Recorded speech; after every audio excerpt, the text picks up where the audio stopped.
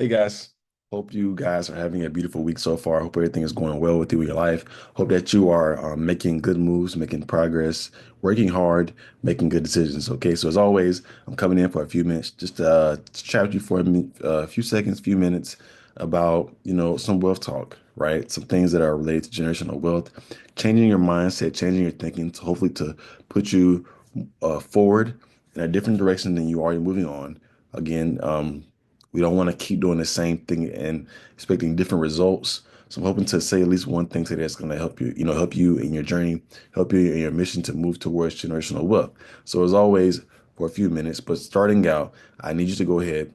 Let me know you're here. Let me know you stop by. Give me a hey, a what's up, or what's good, or what's happening. Some form of greeting so I know that when you come in the room, you come in the house, that you hear, you speak. Okay, it's just courtesy. It's the right thing to do. Okay. Number two, leave one thing that is going well in your life. Leave one thing that's going positive, whether it's with your business, whether it's personal, whatever it is. Leave one thing that is going well in your life. And number three, okay, number three is going to be this. I just leave one thing that is not going well in your life. Now, why do we do that? I always explain this because accountability, right? It's always good to be aware, right? And acknowledge the things that are going well because, we're so easy to beat ourselves up. So you need to acknowledge the good things that are going, but also be able to acknowledge the bad things. Why? Because sometimes we just want to ignore the bad things, but by ignoring that, we hinder or deter our own progress, right? We could truly go higher if we would just address those things and move forward in the progression or the improvement, right? So do those two things for me in the comments, if you don't mind. The greeting, the good, and the bad, okay? So with that being said, I'm gonna talk to you just for a few minutes about buy now, pay later. Um, services, right? Because something that's very popular. I say that, many people use these things nowadays. Like PayPal offers it, Afterpay, Affirm, Klarna, Sezzle, Split It, QuadPay. There are so many different services that nowadays offer this buy now, pay later. And I'm just going to share some quick thoughts with you about why you should or maybe should not, use those services. Well, what is the buy now pay later? The buy now pay later typically does not run a credit check or it has a soft credit check, right? There's a soft inquiry, which again, soft inquiries do not affect your credit report. Only hard inquiries are going to be 10% of your credit profile, right? Excuse me. So basically, they run a soft check or no check, and they go ahead and they allow you to make purchases, but not all at once. So you are able to make installments, make payments. Typically they're, every 2 weeks, make installments so that, line with your paycheck, installments to, progressively pay off this debt you have. I know it's very popular for a lot of them to do pay in four, right? Um, Me personally, I've used it once, maybe twice, not because I had to, because I just want this, just see what it was about, honestly. And it is nice because again, sometimes you may have the money, but sometimes you just don't want to pay it all at once. So you just break it up over your couple of checks, interest free. And you just pay your installments and boom, you're done, right? It's nice not having to put out that chunk of change all at once. But what I want to challenge you with, and I want to, change your thinking just for a minute, is yeah, there's no credit check, there's no credit pull, or there's a soft inquiry, right? But on the flip side of that is that it's also not helping you either. Like it's not hurting you, but it's also not helping you. Now, why do I say that? Because again, it's not doing a credit check. Okay, so okay, cool. You're not getting an inquiry. You're not getting a temporary decrease in your score because of the inquiry. But on the other hand, a lot of these buy now, pay laters also do not report credit history, right?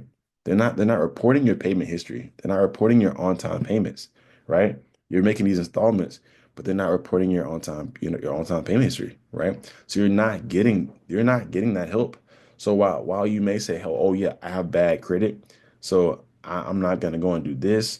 I'm gonna use buy now, pay later, or just I'm able to easily do this, instantly get approved and boom, make these payments.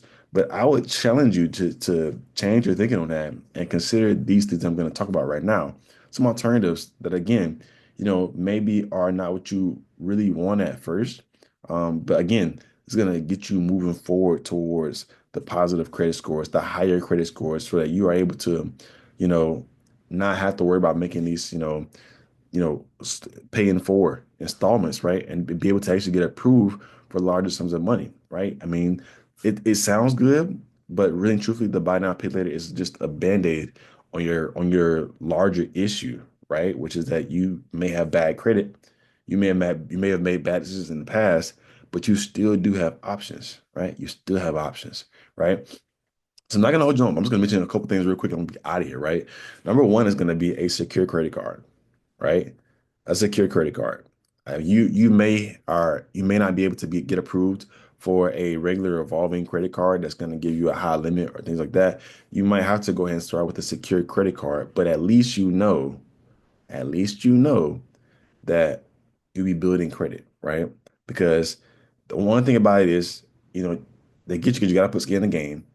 You got to put money out up front, and then they'll give you the limit according to that most times. So you got to maybe pay in $200 up front, okay, and then now this is your limit, right? And so you're gonna build on your credit profile by making these regular payments, these on-time payments, right? So it so the by so it's a secure card again.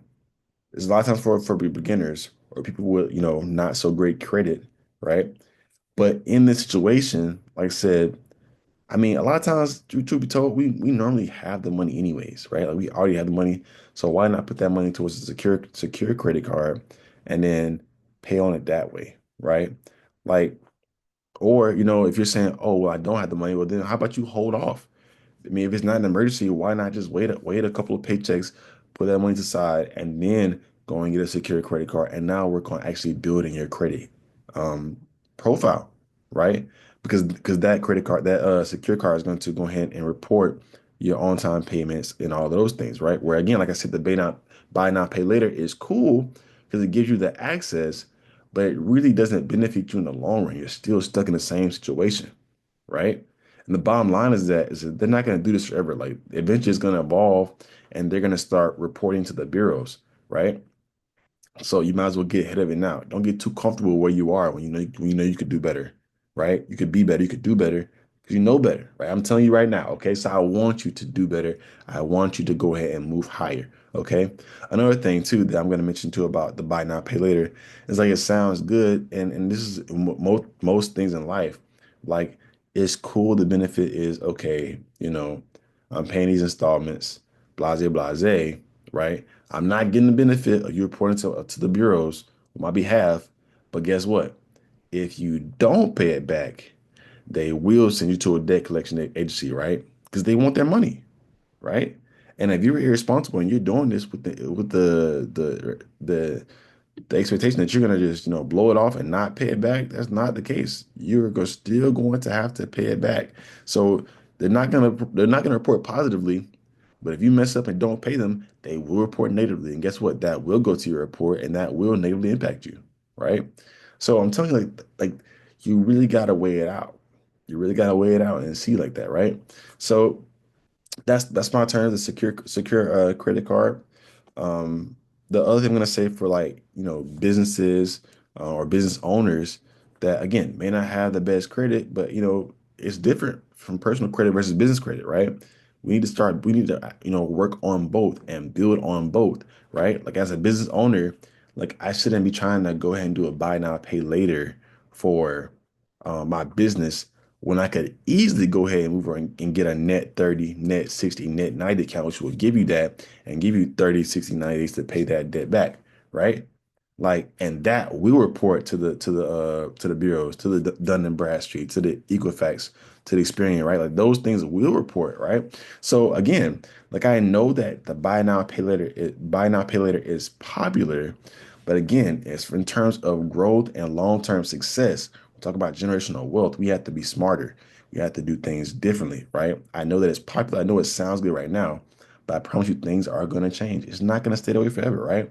It sounds so sweet right now, but eventually those things will change and they will start doing, um, you know, hard pulls and things like that. Because it's popular. People take advantage right now, but eventually it's going to change. and they're gonna start doing hard pulls, and they're gonna start reporting to the bureaus, all these things, right? So I'm challenging you right now to get ahead of the curve. I know it sounds like I'm trying to, beat into your head, but I just want you to think differently, right? Because again, buy now, pay later, it sounds great, it sounds cool, but there are some things to consider, right? Like you're not like, yeah, you're paying in installments, but you're not getting a lot of long-term benefit out of this, right?